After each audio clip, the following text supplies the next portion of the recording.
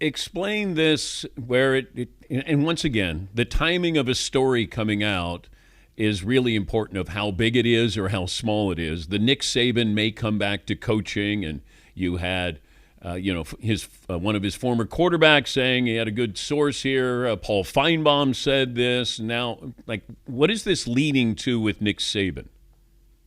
So I would say that like maybe there's an itch that he wants to scratch or he wants to at least explore scratching in the NFL. I know I think Urban Meyer was on the air somewhere. I think he was on with Colin or someone like that.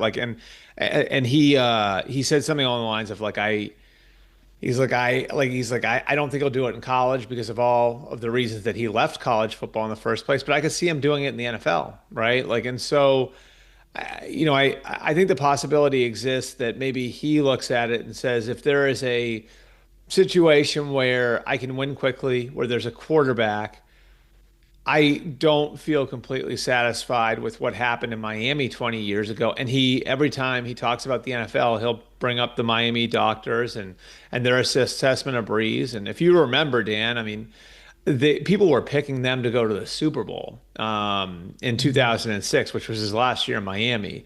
And obviously, the Culpepper thing went the wrong way, and the Breeze thing went the right way in New Orleans. And so there's always been that question lingering out there. If the doctors had cleared Drew Brees in Miami, he would have signed there. What would it have become? Would Nick Saban have ever gotten to Alabama? So the same way we've always asked those questions, does he ask that question of himself, especially when he's looking at it and saying the college game's a little too complicated right now. There are a lot of elements that I just don't want to deal with.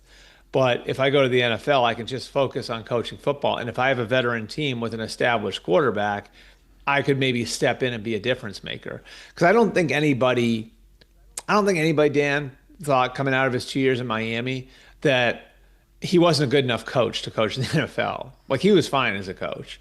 It was the program, and it was that he couldn't win at a high enough level quick enough to sell the players on what was a very demanding program.